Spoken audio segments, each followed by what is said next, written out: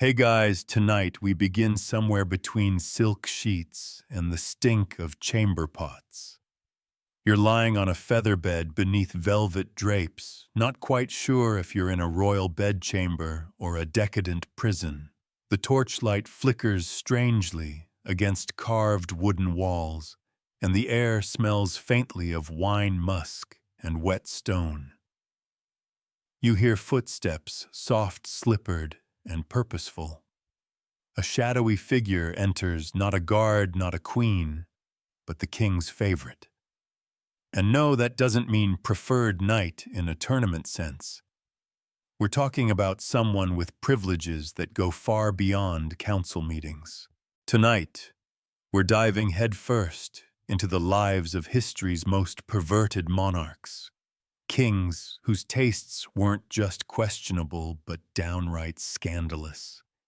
You probably won't survive this, but hey, at least it'll be historically accurate. So before you get comfortable, take a moment to like the video and subscribe, but only if you genuinely enjoy what I do here.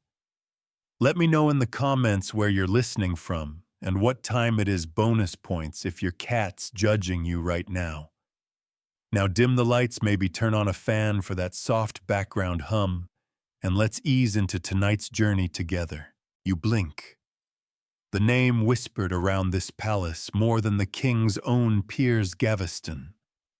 You're in early 14th century England during the reign of Edward II, and you'll need more than a poker face to survive this court. Edward doesn't hide his obsession with Gaveston, he flaunts it. Picture it, the royal treasury nearly emptied to buy Piers' jeweled belts, silver plates, and entire estates. At his wedding, yes to Queen Isabella, daughter of the King of France, Edward hands Gaveston the spotlight, seating him like a consort. You hear nobles muttering in the halls, their fists clenched, their egos bruised. They try subtle resistance at first, but Gaveston's smug smile seems to scream, "The king loves me more." Mainstream historians agree Edward II's bond with Gaveston was far deeper than close friendship. Chroniclers from the time describe their connection in ways that tiptoe around modern words, but the tension is thick. Excessive affection is one phrase tossed around like medieval shade. But here's your quirky tidbit. Gaveston had a habit of nicknaming the powerful barons around him Whoreson, Burstbelly, and the Black Dog among his greatest hits. You get the sense this court wasn't just about alliances. It was a high-stakes roast session with real swords. Eventually the barons snap. They kidnap and execute Gaveston in a bleak field near Warwick, ignoring royal pleas. You'd think Edward would let it go. Nope. He enters full rage and melancholy mode. For years, his reign spirals into chaos. He refuses to work with Parliament. The Queen grows colder, and eventually another man, Hugh Despenser, fills Gaveston's velvet shoes. Now Despenser, who boy?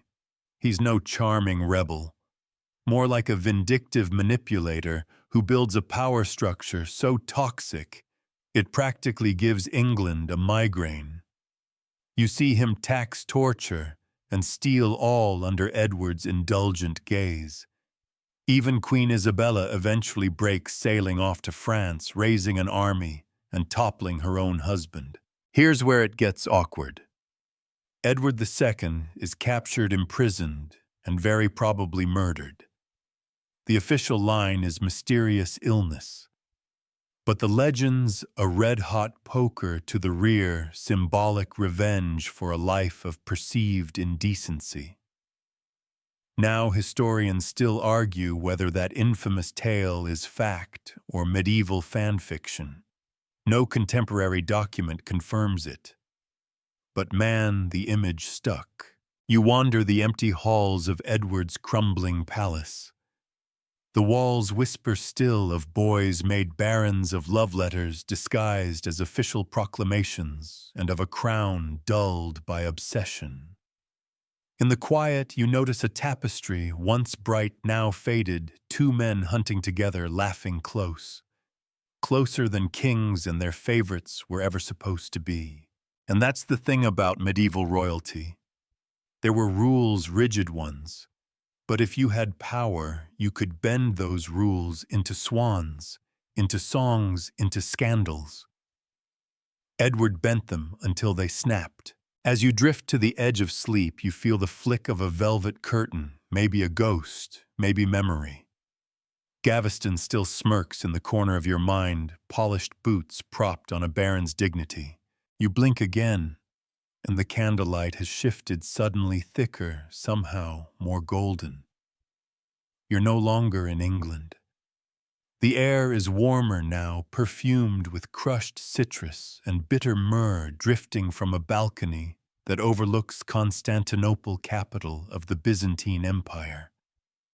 You hear music in the courtyard below, sharp and winding, as if trying to escape itself.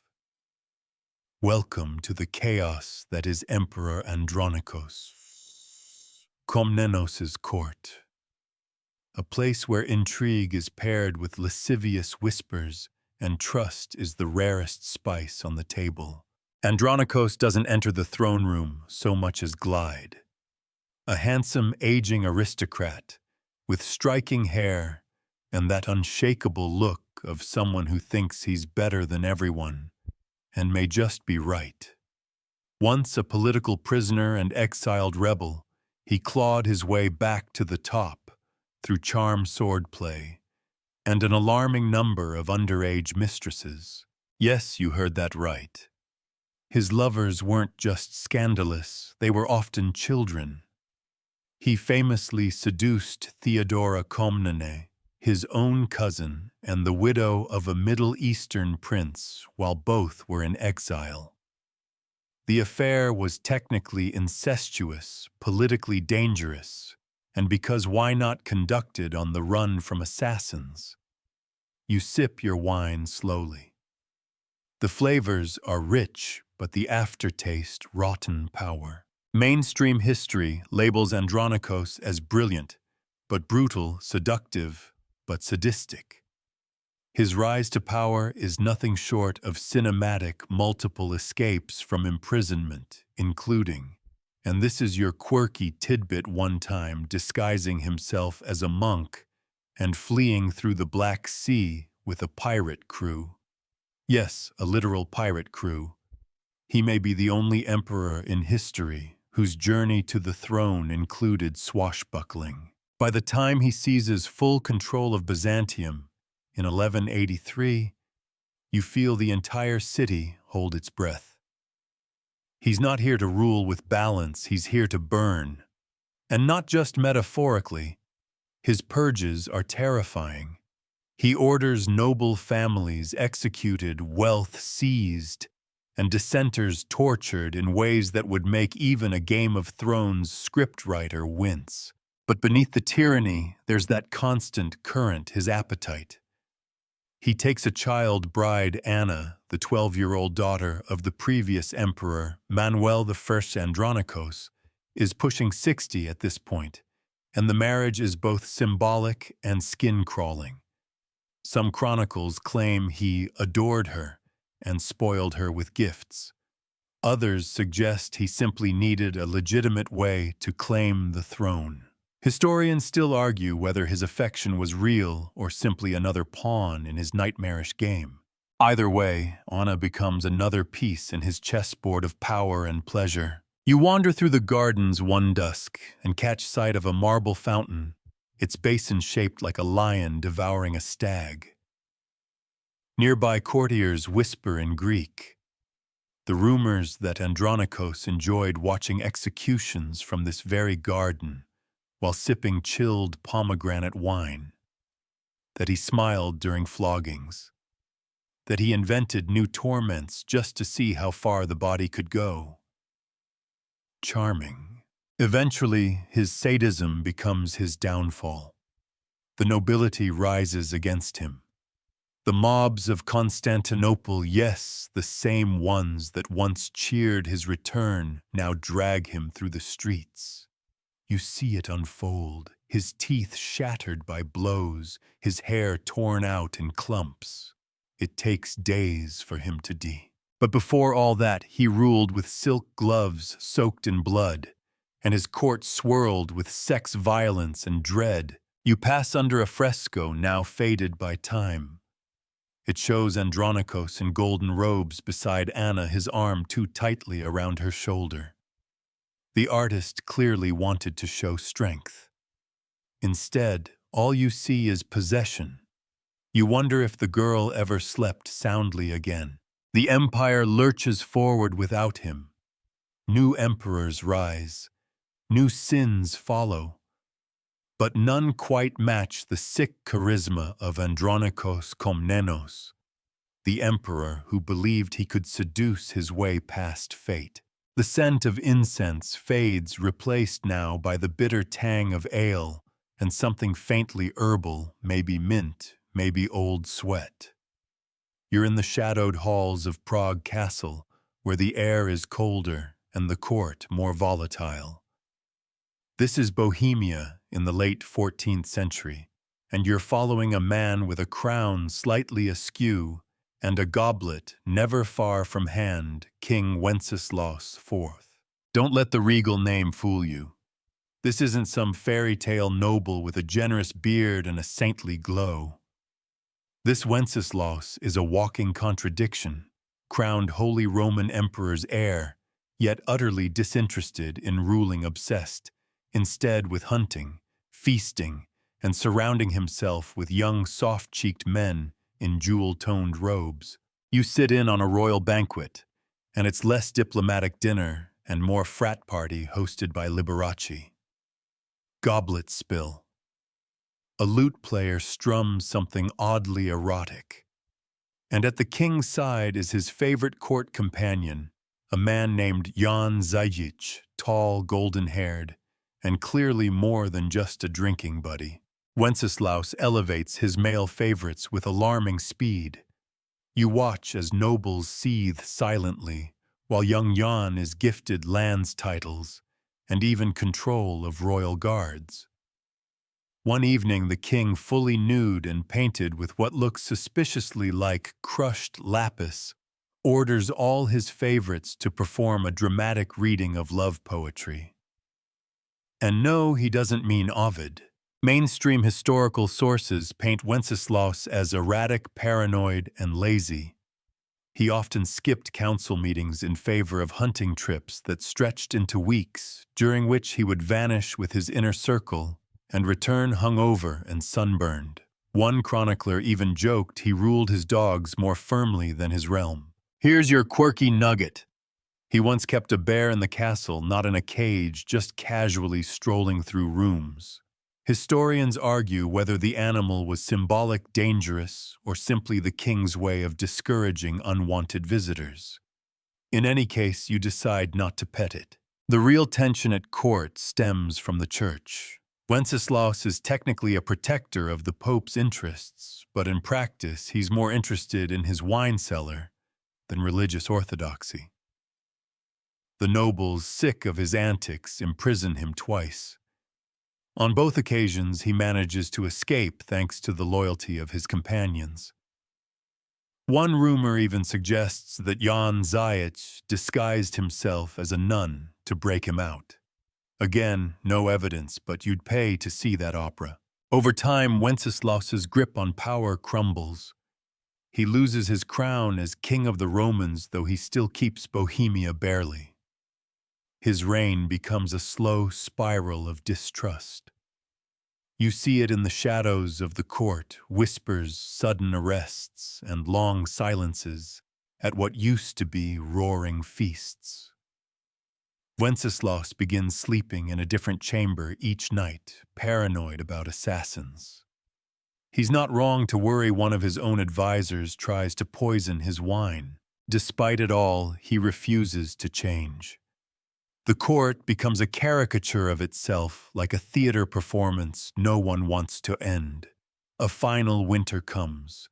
The bear dies, the favorites grow old or disappear, and the king— One morning they find him collapsed in the castle vineyard, a silver goblet still in his hand. Official cause stroke. Unofficial suspicion, everything finally caught up with him. You wander through the now quiet banquet hall. Tapestries sag. Wine stains blot the stone. A single lute string twangs in the breeze. Somewhere in the dust, a verse from one of those scandalous poems clings to the wall like a half-forgotten sigh. Wenceslaus IV might not have been evil or brilliant, but in his own way he ruled as chaotically as any tyrant. If you wanted a steady king, you got a tipsy diva instead. And now as you step out into the Prague twilight, you swear you hear laughter echo from the empty tower. Light teasing and a little drunk. The air sharpens again, now tinged with iron and damp stone. You're in the dungeons beneath a palace, not as a prisoner, not yet, but as a curious onlooker drawn by candlelight and the faint sound of groaning metal.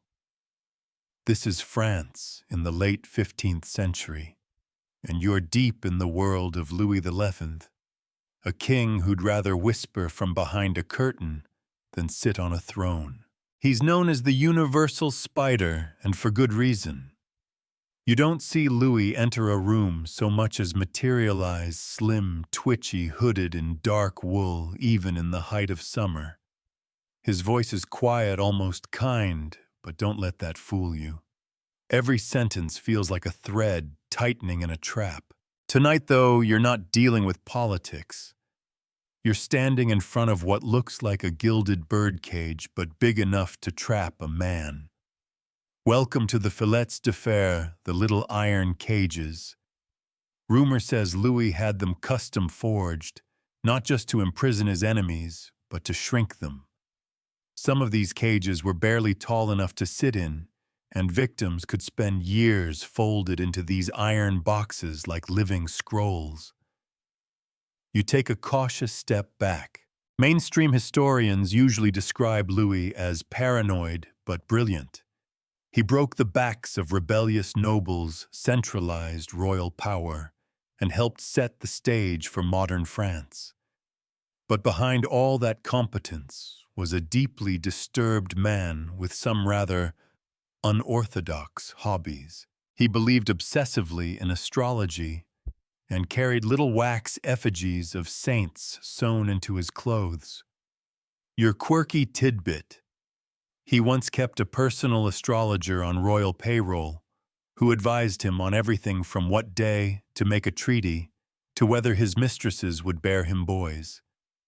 You get the sense he probably would have been that guy in a group chat sending you your birth chart before even asking your name. But what makes Louis XI truly disturbing is the way he enjoyed psychological torture.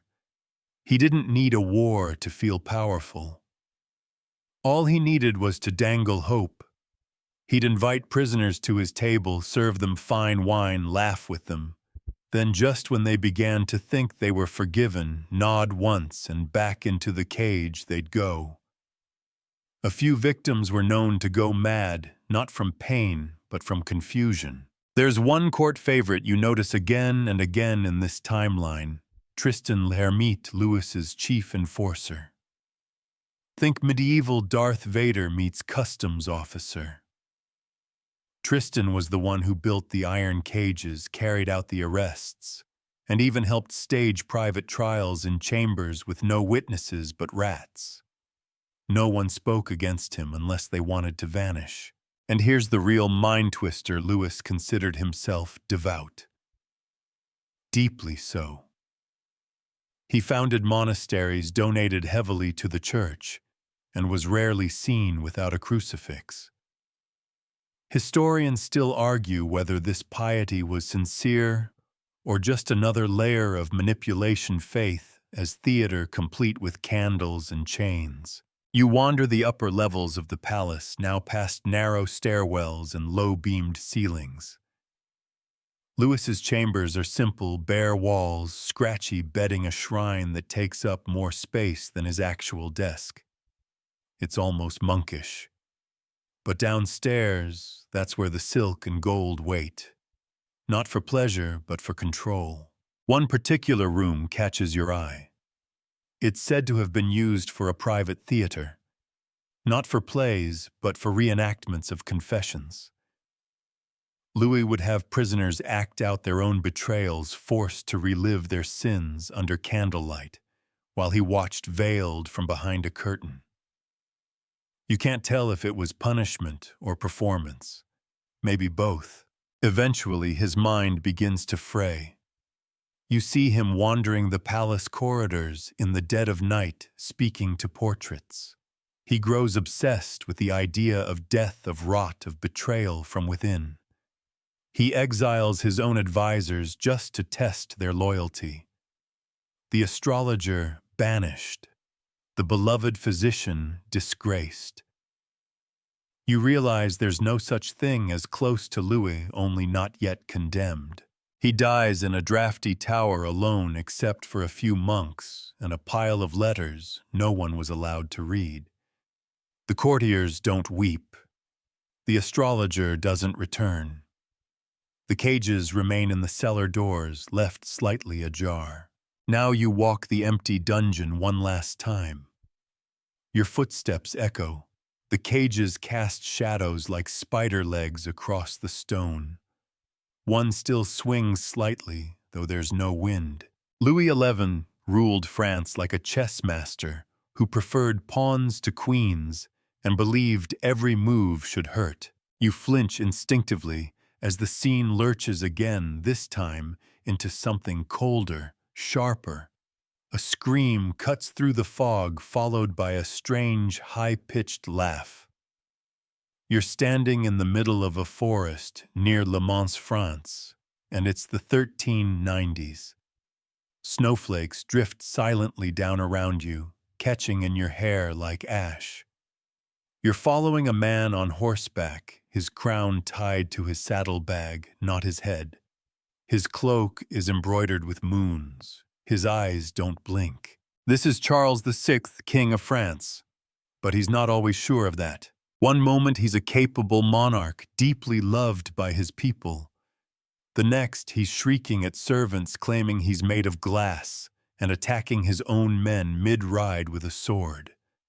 You're watching the infamous episode where Charles, in the middle of a forest journey, suddenly believes he's under attack by traitors, so he turns on his own guards. Blood spatters the snow like spilled ink. That particular event becomes known as the Bal des Ardents aftermath, named for a horrifying moment months later.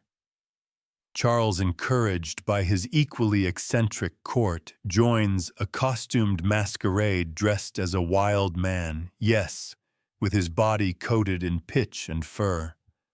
One torch waved a little too closely, and the king's companions burst into flames.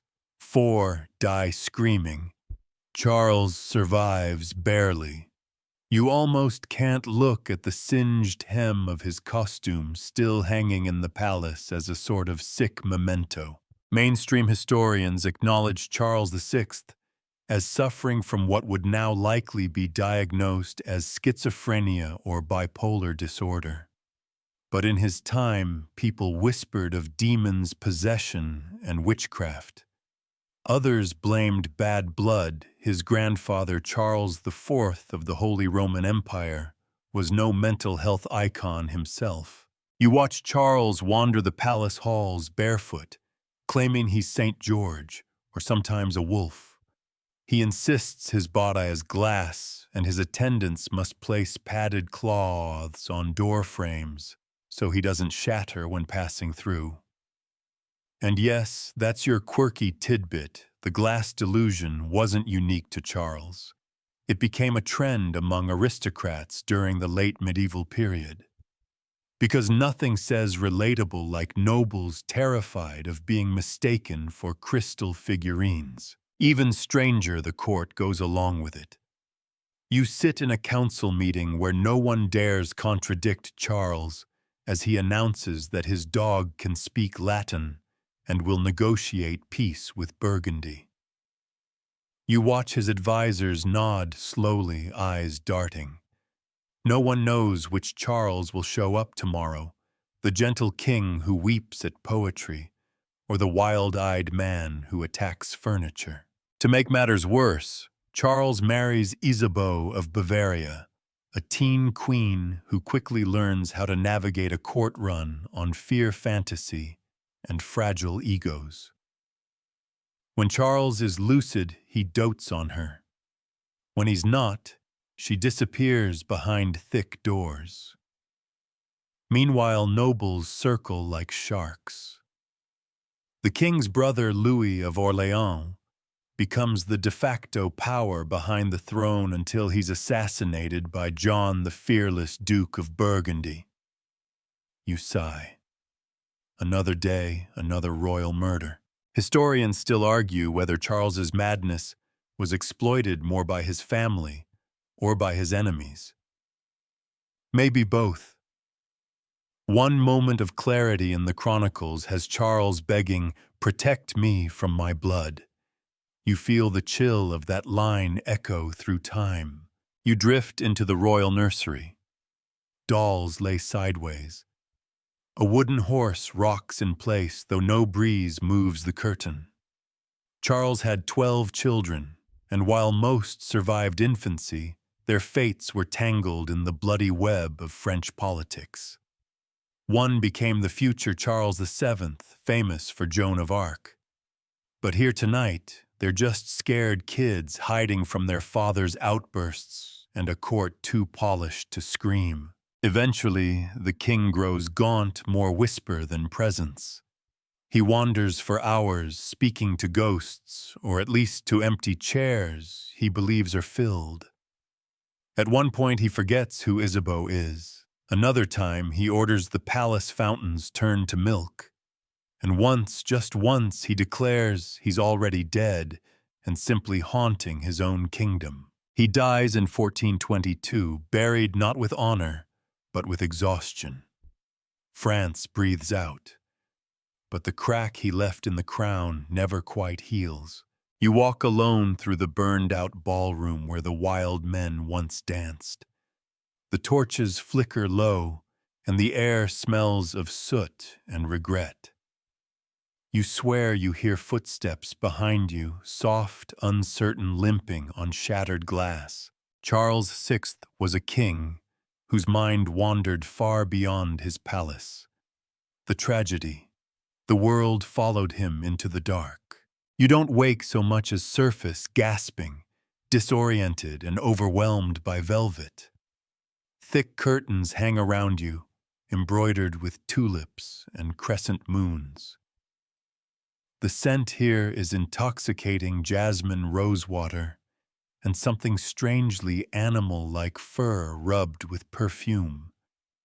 You're not in Europe anymore.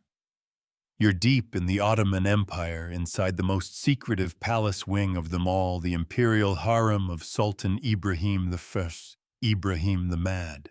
The doors creak open with eerie softness. No guards shout, no fanfare announces his arrival. But you feel the shift in the air. Ibrahim is awake. He emerges barefoot, eyes too wide, robes too sheer for comfort. His beard is uncombed, his smile crooked not from mischief, but from a mind teetering. His reign begins in 1640, after his brother Sultan Murad IV dies. Ibrahim had spent most of his early life imprisoned in the cafes, a gilded cage designed to prevent royal siblings from threatening the throne. You imagine what decades in semi-isolation do to a psyche. When they tell him he's now the Sultan, he reportedly screams, thinking it's a trick. You follow him through the palace, your bare feet brushing rich Persian rugs as he drifts like a ghost. Every hallway, every chamber is filled with women. Not just a few concubines, hundreds. some say 300, some say more. He expands the harem to absurd levels, claiming each new woman brings him closer to divine pleasure. And no, it's not just about indulgence. He truly believes their energies stabilize his mind. Mainstream accounts acknowledge his extravagant obsession with women.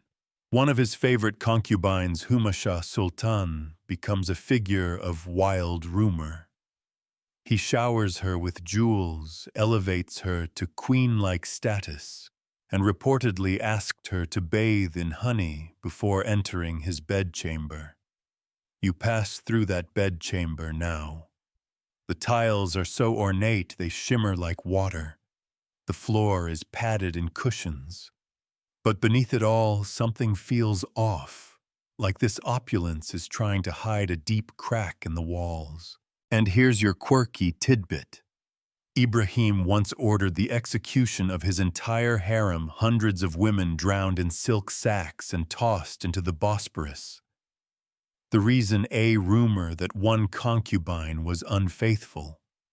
Historians still argue whether the massacre happened exactly as described, but Ottoman sources confirm that at least a large portion of the harem was purged on Ibrahim's direct order. Some say it was his paranoia. Others claim political manipulation by palace officials. Either way, the water ran red, but it's not all murder and madness. There are moments when Ibrahim is almost comically eccentric. One day he declares that all the palace's cats are royal subjects and orders miniature turbans made for them. Another time he becomes obsessed with ambergris, the waxy fragrant substance produced in the intestines of whales, and demands it be used in everything: incense, clothing, even pastries. You sniff cautiously at a golden bowl nearby. Yep. Ambergris. He also sends absurd gifts to European rulers. Jewel-encrusted mirrors, ceremonial swords, and once a live bear with a tiny scimitar strapped to its back. The French envoy never quite recovered. The empire itself begins to suffer under his rule. Corruption runs wild, military campaigns are neglected, and the economy teeters. But inside these walls, the music never stops. Every hour is another performance. Dancers with henna-stained hands twirl to oud melodies, while eunuchs with dead eyes carry messages sealed in pearls. Eventually, the court has enough. The Queen Mother Kosem Sultan, who had ruled behind the curtain for years, makes a grim decision. She arranges for Ibrahim to be deposed in 1648. You witness the quiet brutality, no riots, no flaming torches. Just a silken cord wrapped around the neck of a man who once believed he was divine. He dies in a locked room beneath the palace, the same place where he spent his youth in confinement. A circle completed in silence. You step into the empty harem one last time. The air is still warm, still scented, but the music is gone. Cushions sit undisturbed. A long amber comb lies beside a discarded veil. You wonder how many of the women here had names that history never bothered to remember. Ibrahim ruled not with logic, not even with cruelty, but with a fever dream. A harem not as pleasure but as madness made flesh. You sit upright, startled by the blare of trumpets and the scent of roasted lamb smothered in cinnamon. Golden light pours in through lattice windows. This time you're in the heart of Castile, Spain, mid-15th century, and you've arrived just in time for one of King John II's infamous feasts. You're ushered into a marble hall echoing with laughter prayers and subtle moans that don't quite fit the hymn being sung in the corner. John II of Castile isn't remembered for his battlefield victories or political brilliance. No, he's remembered as a king who preferred poets to generals and pleasure to policy. And if your sandals feel a bit sticky, don't worry. It's probably just spiced wine pooling on the mosaic tiles. Or something else. At first glance, he's unremarkable. Small frame, sad eyes, a habit of staring off into space. But spend a single night in his court, and you'll understand why people called him El Poeta Rey, the Poet King. He believed in the mysticism of beauty and divine inspiration through sensuality, and according to more than one contemporary, he dabbled in what today we might call sex magic. You watch him hold court, not from a throne, but from a low couch, reclined like a Roman emperor, surrounded by young men reading verse aloud, while courtesans dance behind gauzy curtains. His favorite advisor, Alvaro de Luna, is never far from his side. Now that name matters. Alvaro is no mere confidant. He's a war hero, a political mastermind, and many whisper a kind of spiritual consort. The relationship between John and Alvaro has always been hazy. Historians still argue whether their closeness was purely strategic or crossed over into romantic territory. The letters between them, let's just say they're not exactly cold. Your quirky tidbit: John once commissioned a series of artistic rituals involving blindfolded musicians, scented oils, and a rotating platform where dancers performed what he called celestial cycles. The palace archives record these events as religious gatherings, though everyone seems suspiciously silent on what they were worshipping. One guest, a monk from Aragon, fainted mid-recital and later insisted he'd seen a golden-eyed demon under the king's seat. You're not surprised. At his feasts, John serves dishes not in order of taste, but of elemental theory. Earthy stews to ground the soul, airy pastries to lift the spirit, spicy meats to ignite the senses. Everything has symbolic purpose. He believes in harmonizing the body with the cosmos through indulgence. You try a bite of honey-glazed figs with black pepper and feel your toes curl involuntarily. Meanwhile, politics unravel outside these walls. Nobles grumble. Castile suffers instability, territorial disputes, economic stress. But John he commissions more musicians. The solution to war, he believes, it's poetry and purification. He hosts midnight cleansing ceremonies involving silk ropes, candles arranged in spiral patterns, and slow dances performed in pairs that often end horizontal. Eventually, the tension between King John and the powerful nobles becomes too sharp to ignore. Alvaro de Luna, once the untouchable advisor, becomes a lightning rod for resentment. The nobles demand his removal, blaming him for everything from excessive taxation to whispered blasphemy. For years, John refuses. But then Queen Isabella of Portugal, John's second wife and a force of nature in her own right, enters the game. She doesn't trust Alvaro. Doesn't trust anyone, frankly, who has that much influence over her husband. In a move that shocks the court, she convinces John to execute him. You witness it. Alvaro, calm hands clasped, walking toward the scaffold in Valladolid. John watches from a shaded window, tears silently falling onto his robe. That night, there's no feast, no poetry. Just the sound of one broken man walking barefoot through his own palace until dawn. Historians point to that moment as the beginning of the king's decline. Without Alvaro, John becomes listless. He withdraws into books, rituals, obscure, cultish texts. He reportedly consults Jewish mystics, alchemists, even a wandering Sufi, known only as the One Who Whispers. Whether that last one's real or not, you can't say. but the shift is undeniable.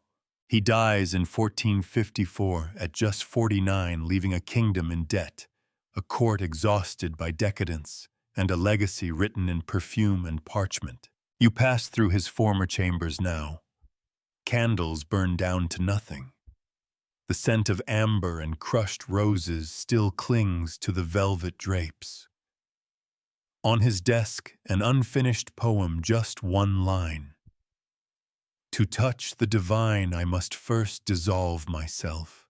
John II ruled not by sword or strategy, but by senses stretched to breaking, trying to feel his way to heaven one velvet-draped night at a time. You feel the weight before you even see him. Thick gold chains, a cloak stitched with rubies, a crown too heavy for one man, but worn with pride nonetheless. You're in Hungary now, early 16th century, and the scent of iron and roses hangs in the air. This is the court of Vladislaus II, also known without irony as Vladislaus the Weak. Though after a few minutes in his presence, you suspect the indulgent might have been more appropriate. The banquet hall is immense, ringed with torches and hung with tapestries depicting scenes from myth and scripture. But every corner pulses with something else: bodies too close, laughter too loud, and wine that never seems to stop flowing. You settle into the shadows as a woman strums a lute and a boy with eyes like glass pours your drink. No one looks sober or particularly sane. Vladislaus himself slouches on a high-backed throne robes, spilling over the steps like an oil slick. He raises a jeweled hand to quiet the room, but instead of decrees, ostents, or orders, he slurs a poem, something about swans and silk and sin. Everyone claps. You blink twice. Did he just name a peacock to his council? Mainstream historians often frame Vladislaus as weak-willed and passive, a king who let stronger men lead for him. But that's only part of it. What they leave out is his obsession with decadence, his chronic indecision, and his bizarre court rituals that made Hungary less a kingdom and more a fever dream wrapped in ermine. He rarely said no to anything. Lavish spending, sure. 40 new dancers from Venice, why not? A royal bedchamber ceiling painted with naked angels. Of course. He once ordered the construction of a throne of scent made entirely from cedar pine resin and crushed lavender. Your quirky tidbit: Vladislaus believed that breathing fragrant air helped him make more divine decisions.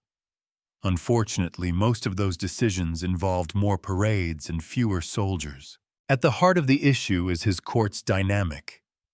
Vladislaus was surrounded by sycophants, mistresses, astrologers, and amateur philosophers. One of them, a mysterious figure known only as Brother Karoli, claimed to channel the wisdom of ancient Mesopotamian kings by staring into a dish of ink. Vladislaus believed him, appointed him royal strategic advisor. Let that one sink in. But perhaps the most dangerous element of his rule was his inability to act, especially as the Ottoman Empire loomed larger and larger on Hungary's doorstep. The nobles begged for reform, for stronger fortifications, for taxation to fund armies. Instead, the king doubled the court's theatrical budget and built an indoor ice garden where dancers skated naked to flute music under chandeliers made of frozen wine. Historians still argue whether Vladislaus was truly mad or simply surrounded by too much comfort to care. One thing's for sure: his appetite was endless, not just for food and wine, but for spectacle. He hosted masquerades where nobles were forced to dress as commoners and vice versa, claiming it was to balance the stars. He kept a pet wolf that sat at the council table wearing a velvet collar. Once he tried to declare Tuesday a sacred day because his third concubine told him she dreamed it was blessed by a star god. The nobles grew restless. Rebellions sparked. But Vladislaus had an uncanny ability to survive chaos, usually by doing absolutely nothing. When faced with difficult questions, he'd mutter bene the Latin for good and immediately move on. In fact, he said it so often that bene became a court joke. Want more taxes, bene? Should we marry you off to a Habsburg princess, bene? Your palace is on fire, bene. Eventually, the empire began to rot from within. Peasant uprisings, Ottoman incursions, economic instability. Vladislaus. He just padded the walls of his favorite music room to improve the acoustics of thought. He'd often spend entire days lying flat on his back, under golden blankets, listening to choirs perform madrigals about the Greek gods. You listen to one now. It's eerie, haunting, far too sensual for a church-sanctioned event. In 1516, Vladislaus finally dies, reportedly, while snoring in a particularly cushioned chair. His death is met with confused silence, then immediate panic. His 10-year-old son, Louis II, inherits the throne, poor boy, and inherits a kingdom on the verge of collapse. You leave the palace through a side corridor, passing a wall of portraits. They're all smiling, all richly dressed, all looking slightly away from the viewer, as if even they can't quite look you in the eye. You reach the garden, where a marble statue of Vladislaus still stands, wine cup in one hand, a faint grin on his lips. He didn't fight. He didn't lead. But he ruled somehow for 29 years, coasting on perfume passivity and the sheer absurdity of power when it's too wrapped in silk to feel the fire outside the gates. You emerge from the velvet shadows of Hungary into a sunlit chamber in Renaissance Italy, filled with the scent of beeswax candles and freshly ground spices.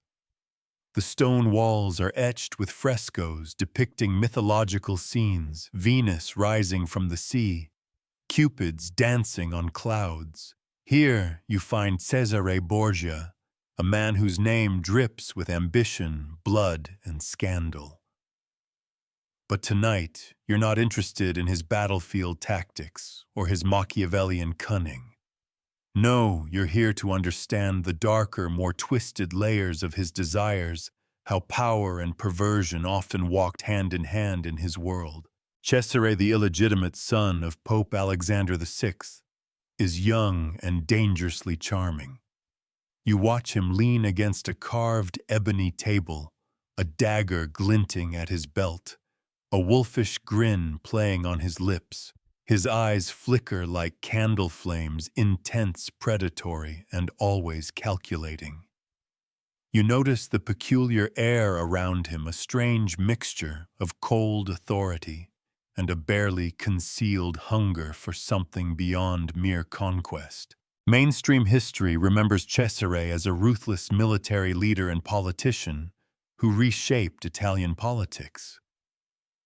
But there's a less often told story bubbling beneath the surface. Rumors swirl that his appetites were not only political, but personal, with a taste for the forbidden and taboo. Whispered tales tell of secret chambers where the lines between pleasure and pain blur, a kaleidoscope of pleasure seekers, poisoners, and masked revelers. Your quirky tidbit: Cesare was rumored to have a fascination with snakes, real ones and symbolic ones.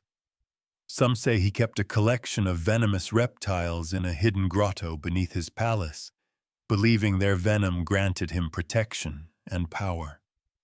One letter from a disgruntled former servant hints that Cesare would sometimes wear a snake-shaped ring that secreted poison just in case. Whether these stories are fact or myth, historians still argue whether this obsession with serpents was a metaphor for his cunning nature or a literal fetish. The Borgia court is a place where sex and politics entwine like vines. You witness Cesare's dinners where courtesans serve as both entertainers and informants, and the line between ally and enemy blurs over shared bottles of Malvasia. One of his closest confidants is a young man named Michelotto, whose loyalty is said to stem from more than mere friendship.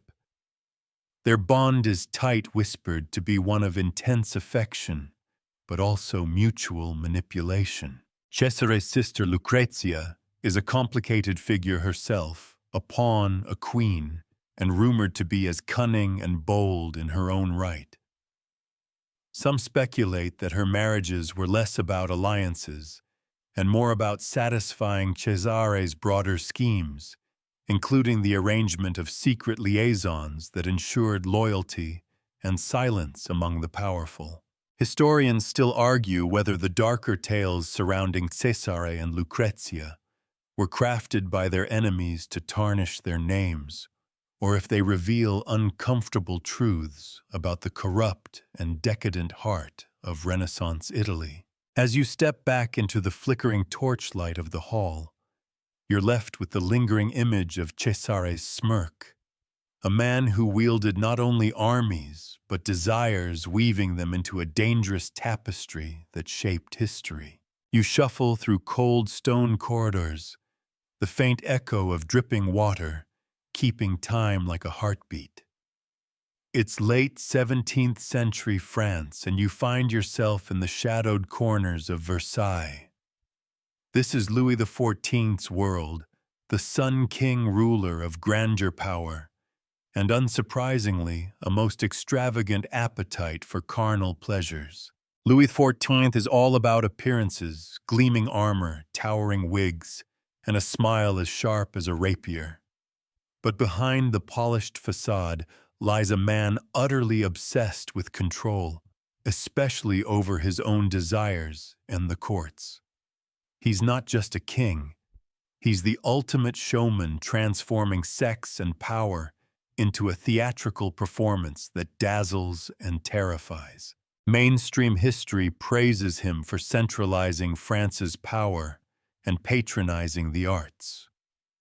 But lesser known is how meticulously he orchestrated the court's sexual politics.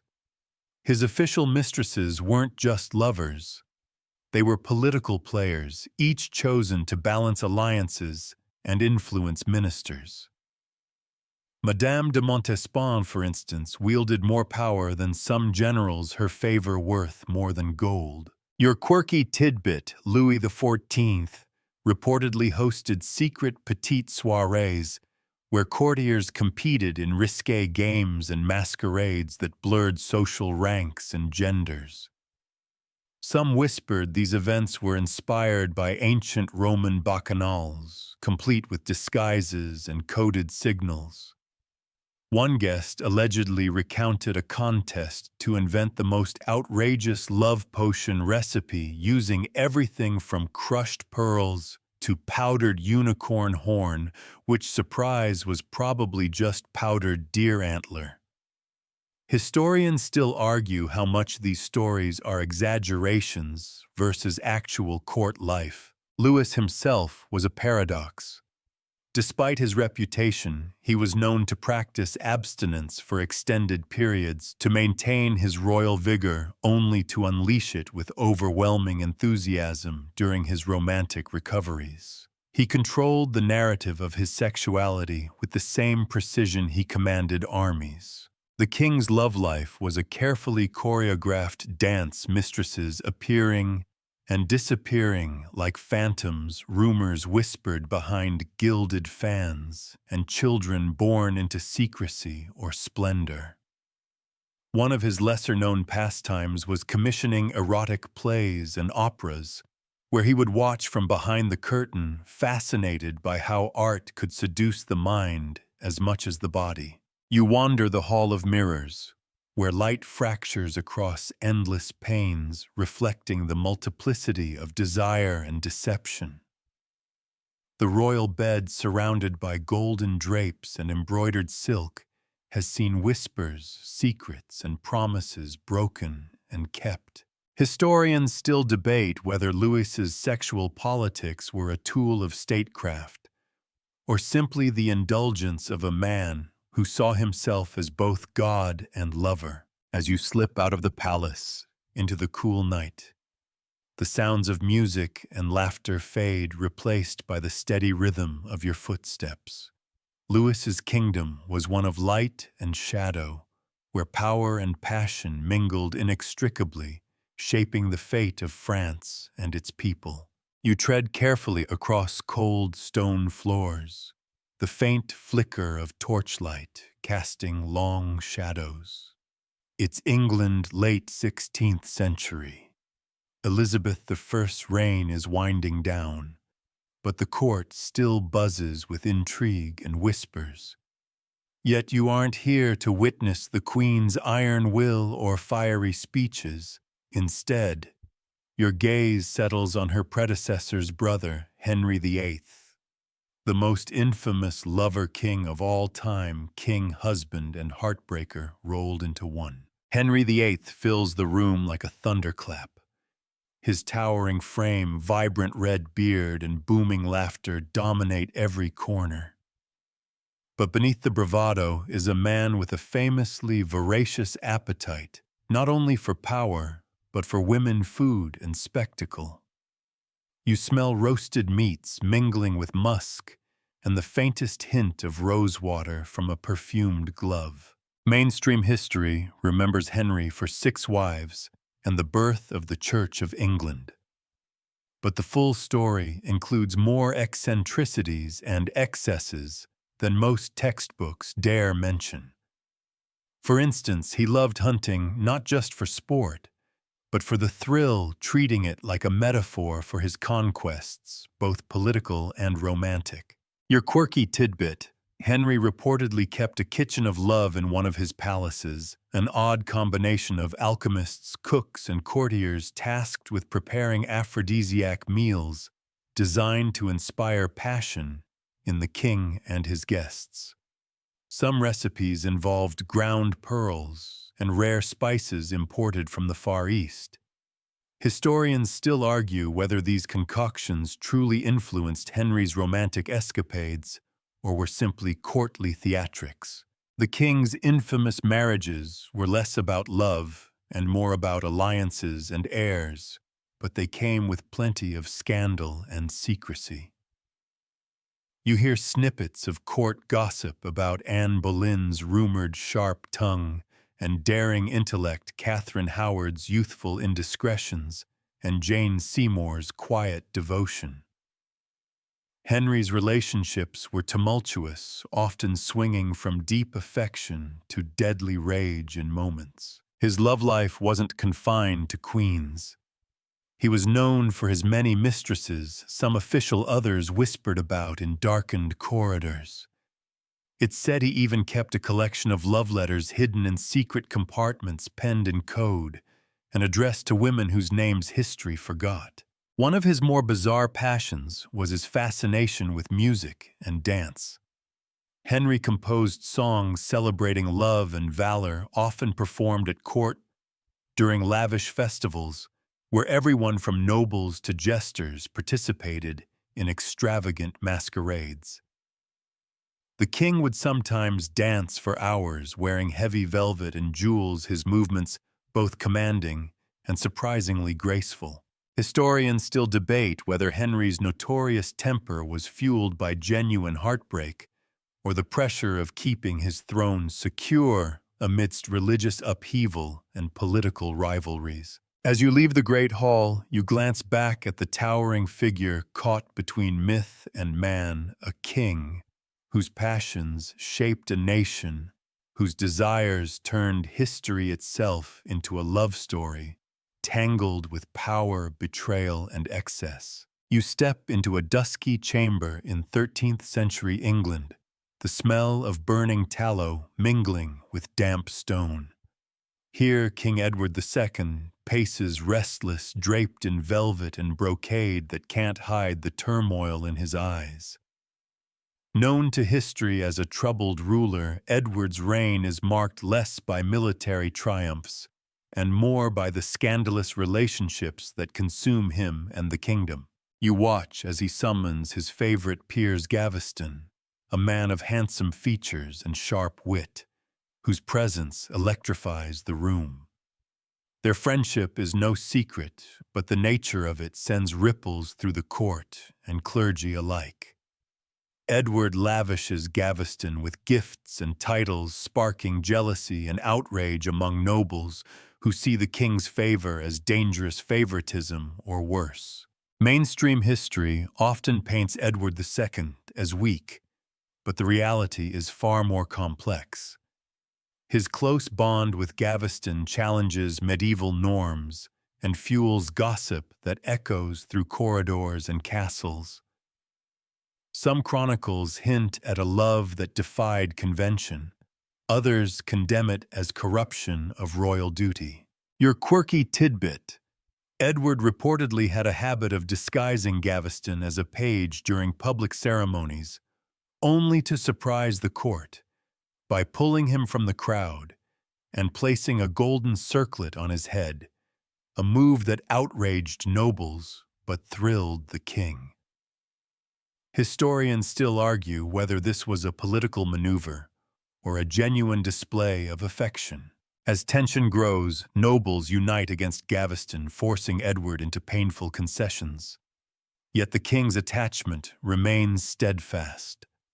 After Gaveston's eventual exile and tragic execution, Edward's grief plunges him into despair. You can almost hear the whispered ballads sung by traveling minstrels mourning the fallen favorite.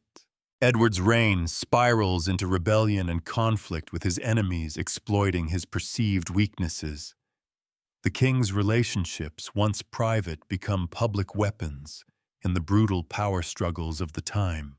Despite his downfall, Edward's story opens a window into the medieval world's complicated views on love, loyalty, and power, reminding you that even kings are vulnerable to the whims of the heart. You find yourself in the flickering candlelight of 10th century England, walking through the grand halls of King Ethelstan's court, a time when the very idea of monarchy was still forming like mist over the morning moors.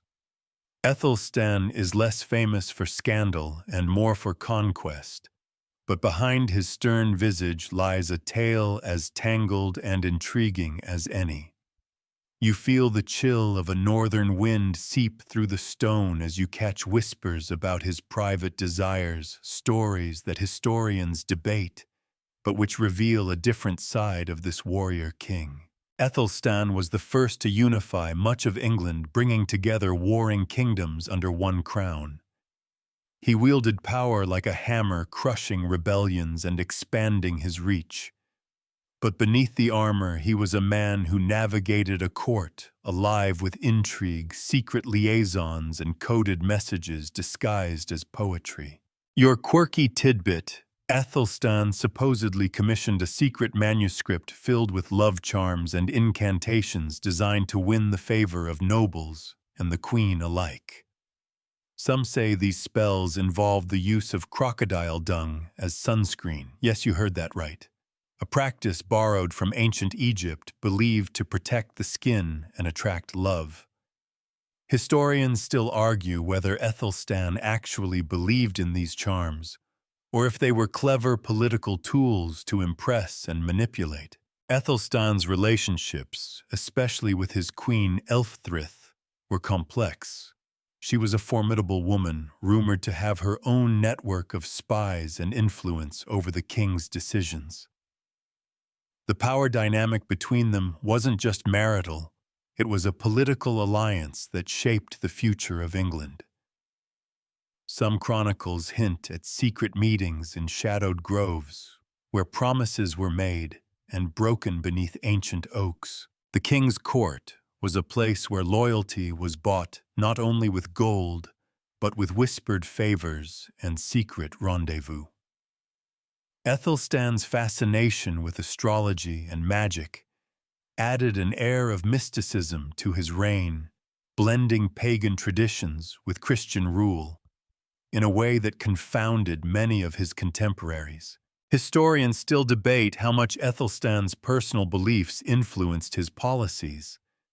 Was he a pragmatic ruler using superstition as a tool, or did he genuinely believe in the mystical arts and the power of love potions? As you step back into the cool night air outside the great hall, you feel the echoes of a kingdom where power, passion, and mysticism intertwined, setting the stage for centuries of royal drama yet to come. The cold stone echoes beneath your feet as you enter the dimly lit fortress of Emperor Frederick II, early 13th century, in the heart of the Holy Roman Empire.